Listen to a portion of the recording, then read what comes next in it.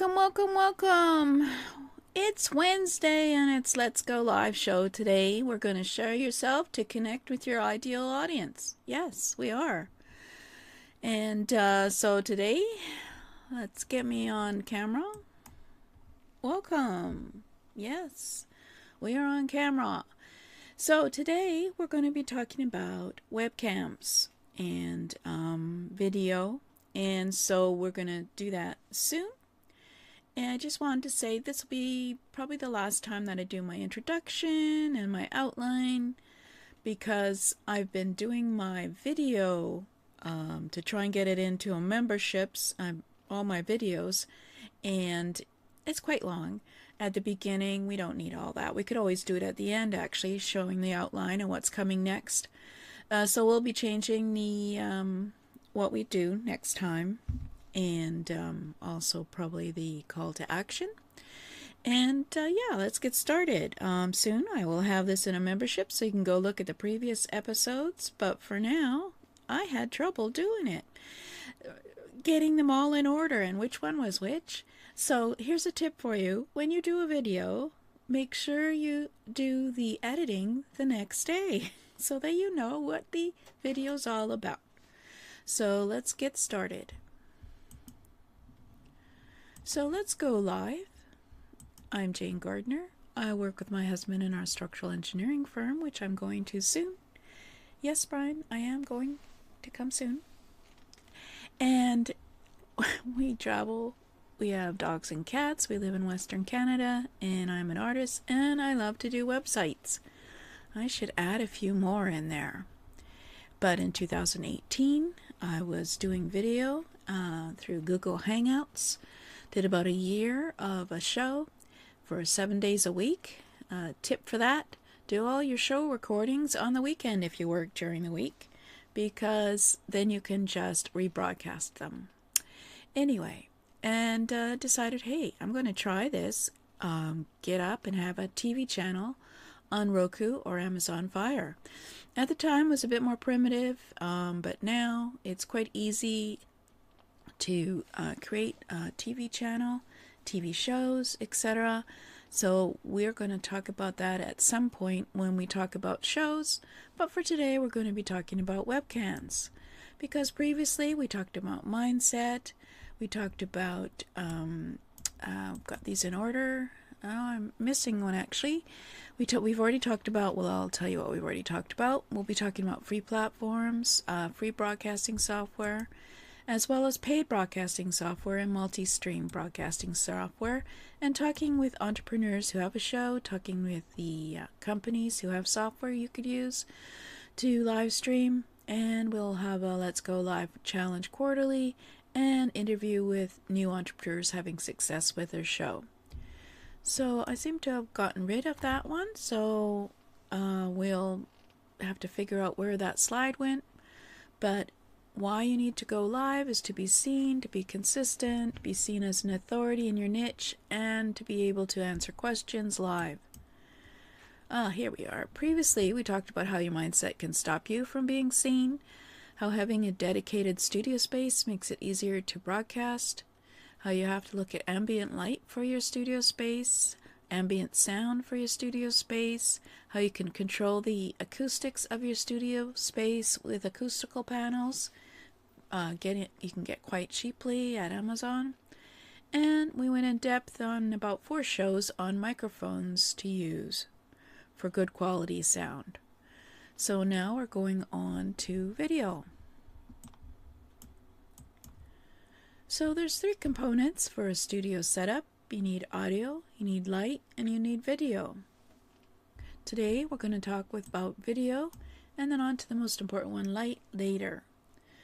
So for good quality video to produce, you need HD, which is high definition, a 720p minimum, or you can use 1080p or 1920 full HD. YouTube recommends 1920 by 1080 pixels or full HD, but you don't have to use it. They are quite happy if you give them 1080 by 720 pixels. because, of course, if it's a larger pixels, it's also a larger file, and so you may find that there's a limit to what you can import, etc. But we're not talking about YouTube today. 4K, you can get up to 4K or 8K. You can even get some cameras now that will do that for you. And that may be the standard in the future. I'll tell you this right now. For television, there was a certain suggestion that we do our video recordings for our TV shows in 1080 by 720p. And even though a lot of the main TVs these days can do 4K or maybe 8K, depending on what TV you have, the majority of the people who do have a TV will probably have a better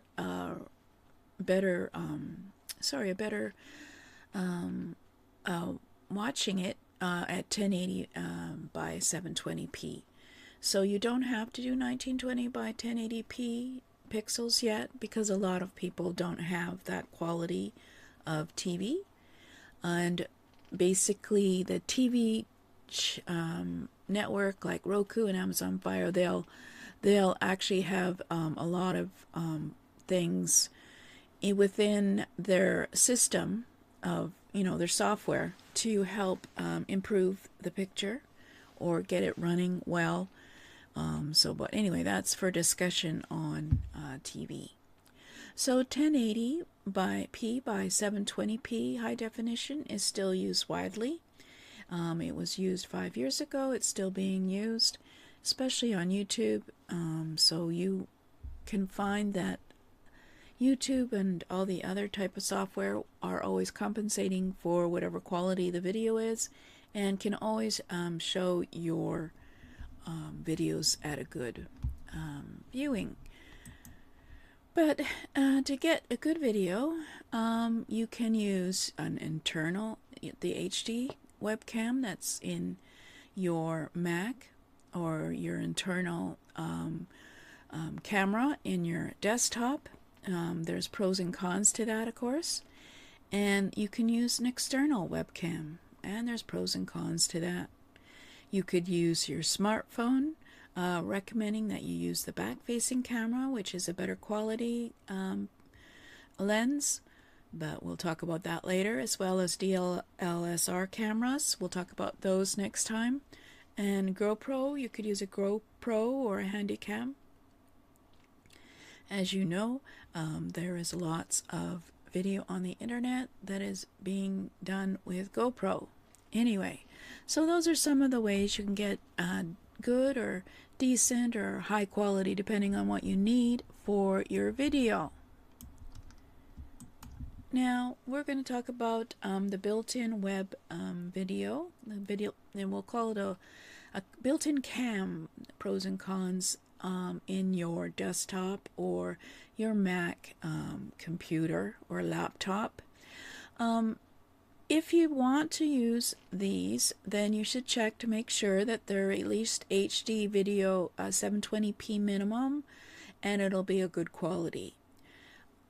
There are, I'm sure you've watched many broadcasts of the news where there are people on Zoom who are blurry because they're using their camera video lens in their desktop in order to use Zoom, and so that's one reason it's not the greatest, because you have no control on the quality of what the lens will be in your laptop or desktop, except by reading the specs before you buy it.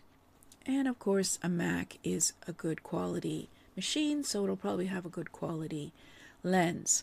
Now, the biggest con for using the cam video from your internal laptop is it is, of course, at a fixed height in a laptop or desktop. So usually it's above the screen at the top. it could be to the left or to the right, but usually it's in the middle, and so it's at a fixed height. And in order to, if you have your laptop or desktop in front of you, that lens is always going to be looking down at you, which is not the greatest. You need to have a camera that's at eye level. So to get it at eye level, you may have to buy a laptop adjustable table to raise up your laptop so that the lens is at the same level as you. Or you can always look down at your lens, but that won't make for the greatest recordings. You also need to angle the laptop to get the best look of you looking into the camera. So it's really a very tight positioning when it comes to using a fixed camera, and that's why we use an external webcam, and that's what I use. I've found even with an external webcam, can be tricky. So of course, the pros of having a built-in webcam in your laptop or desktop, especially in your laptop if it's a good quality one, is it can be a portable studio. If you can take along, say, a laptop to a coffee house or on location, I see many people talk into their laptop and do recordings that they feel are good quality. Or you could get a fixed height by getting a laptop table and sitting down in front of it, and if it's always at the right level, then you're doing really well, and have all your controls and your mouse, etc. available nearby, because of course you're using your laptop, so it's the same as processing everything on location. So yes, you can't take a desktop on location, so that is one reason you can't use an external webcam, although I will show you next week how you can use an external webcam on location. So anyway, we're going to talk now about an external webcams. They're also good quality. You can buy a external webcam, obviously separately from your desktop at a much obviously lower price, and you can choose the one you want and which one you like. The pros of it is, of course, it's portable, as it's a small equipment you can put in your bag. You can move it up and down on a tripod to get the right position to look at eye level. I have, I'm not sure what it's called, but a monkey pod maybe. I don't think it's called that, but it's adjustable so that I can move it in any angle and any height, so that you can move it down or move it up, and you can move it to demo, and also of course you can use the webcam. If you screw it into the top of the tripod, you can move it around and point it at other things, like maybe I'll show you my studio one day, and turn it around. It's only limited by how long the wire is connecting it to the computer as to how far you can move it. And of course you can place an external webcam any place you want. I have mine in front of my desktop monitor, and it looks like I'm looking into the camera a lot of the time. Let's see, I think, okay, well, we'll do a picture of it first, and then we'll show you some of the tripods. So Logitech is one that is a good, reasonably priced, very good quality actually, webcam lens. The standard is 1080p, and so you can do 1080 by 720 rectangular video. You can also get 1920p, as well as you can, using software, get it up to 1920 by 1080, because it has the flexibility from the quality of the lens. And of course, as you increase the quality of the lens, the price may go up. So, but I used a Logitech 1080p for about 5 years, and then I decided to move it up to Logitech Brio, which is better quality, has a range of the angle that you can use. Anyway, I'll show you that in a minute. But so the webcams can be attached to a tripod or placed on top of the laptop. Usually on top of the laptop is too high. Angling it down doesn't, unless you're really high yourself in terms of getting it to your eye level. So it's better to use a tripod, put it in front of your monitor, since you can see everything on your monitor, and it can see you. Logitech's especially have built-in audio recording, but I've already mentioned stereo microphone is a better sound, and sometimes accidentally I will get the Logitech sound and it's lower. But for some people it works really well, especially if they're on Zoom, they're talking on the news, etc. You can tell they're talking on through their webcam because of the change in the volume. But of course it's the same thing. They'll have good quality sound probably built in.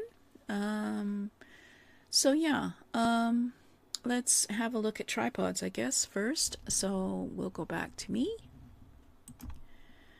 So yeah, some Logitechs have been very good to me. They're very reasonably priced. In fact, I have two Logitechs here that I don't use, and the only reason I don't use is because I wanted to have more control over them. So here's a smaller one. Where are we here? There we go. So this is the first one I used, I think, and it has a very good quality lens. They tell you on the name it's 1080p, and of course you can close it up, and of course you can put it onto the top of your laptop or on top of your desktop. But of course for desktop that's way too high. You'll be looking up at the camera all the time.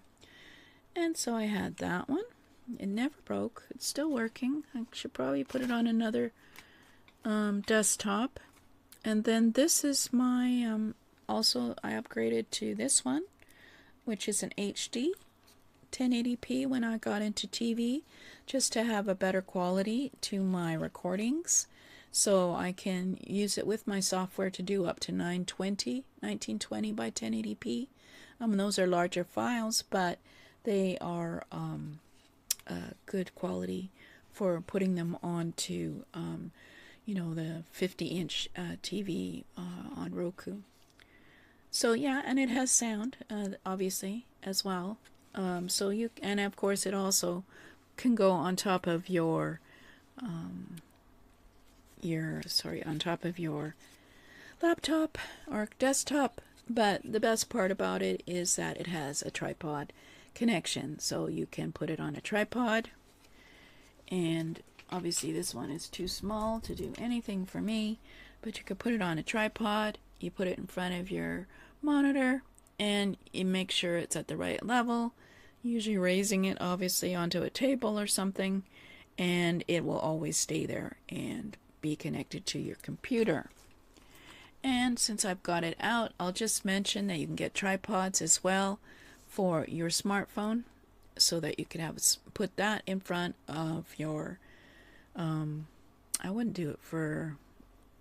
I personally would not use my smartphone to do recordings for TV, but yeah, we'll talk about smartphones and how that you can get this set up to make recordings on location and do good quality. So let's go back to the presentation, and then that was one of the obviously the pros of Logitech's. The only con is you have to make sure you can find a place to put it so that you're at eye level.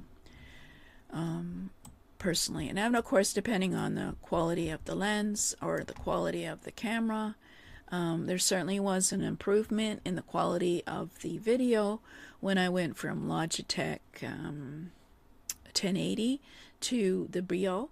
Now they changed the names and they changed the upgrade the camera so often that if I tell you that now, there's probably something that the Brio doesn't exist and they've already upgraded it to a new name. But I'll show you the other pros to webcams, of course, are that you can control everything about the look of your video. So this is the actually a photo of the Logitech 1080p that I had in my hand. And the Brio looks very similar. It's on my tripod not now. But what is the especially the best part about webcams is that you can control everything about the look of your video. So you can control the brightness of your video. You can control the contrast of your video. You can in a studio you need to not do autofocus. So I think it's turned on. That's why this is kind of blurry. You have to turn off autofocus and put it to landscape, and then it'll always be in focus, depending how close you are, of course, to your camera. And the color intensity, you have seen me many times pale or red or green sometimes, so you can change that. And auto white balance. So this is actually a picture from my camera. This is not through my XSplit, which is my software I use to even control my look even more.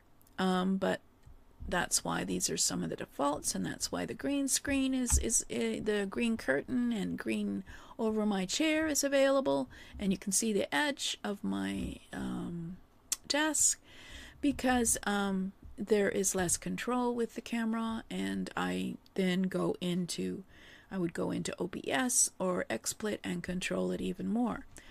But what is good about the Logitech Brio is it has 3 settings for the angle, so you get 65, 75, and 92, I think it is. We'll do that another time. But this is probably what we're doing right now. 60 is my preferred because it closes in on and takes away the edges of the desk, etc. So having that really helps because of the lack of space in my studio. You can control the angles through your camera, and of course it's all adjustable. And we'll see later when we talk about doing a show how you can control your look, your focus, how you look, etc., using your software and your camera especially. So this is some of the pros for external webcams, and let's see how we're going to do next time is we'll talk about setting up a DSLR camera to do video recordings, and we'll also look at the smart phone system that I have that you can use to make good quality video on location. Yeah, on location, and I guess you could use it in your, yes, you have to use it in your, actually you have to use that in your, well, we'll talk about that next time. Basically, the smart, so we're talking about DSLR, you have to have a certain feed and then a system to change that feed into the feed that's compatible with your computer. So the DSLR camera, you could also do it on location, and I'll show you how you can do that. I bought the system, and then of course the pandemic came, and so I stopped the idea of going on location. And we'll look at the pros and cons of that and the smartphone in your to make a studio and also do on location, I guess. Yeah. But those basically are the choices. The external webcam has been very good to me, and I'm quite happy with it, and they last a long time. So, any questions I guess I should ask. I know there's so much technical data here today that I'm not sure that I answered your questions at all, but we'll just if you have any questions, we can, of course, go and send them to me. https://jane-gardner.com/live, and you can get this book, 7 Steps to Produce Your First Show, where I also talk about the software talk about webcams, and talk about all the other things you need to do. And I also have some tips about doing interviews in a show, and that book is free when you sign up for the email list. And I should probably start putting some checklists in, since I'll be changing around the format of the show so that we just look at the outline of what's coming up. Maybe instead of, so we not waste too much time, we'll have this also at the end. So sign up at https://jane-gardner.com/live. So that's me, and tomorrow I'm doing a show on visibility, and we will be what are we talking about? I think we finished. Oh, we've got to talk about podcasting. Well, I can, even if I just go over the podcasts I've done, it'll probably take up a lot of time. But I've got a new thing that might be of interest to you if you already have your own podcast, and how to get some visibility. I just got a QR code maker, brander. So yeah, maybe we'll talk about that as well. But we'll talk about podcasting, since we've already talked about how to interview influencers, and next time, tomorrow. So thank you for listening. This is Jane Gardner, and let me just go back on camera so that I know we're near the end. And thank you for listening, and I'll have to get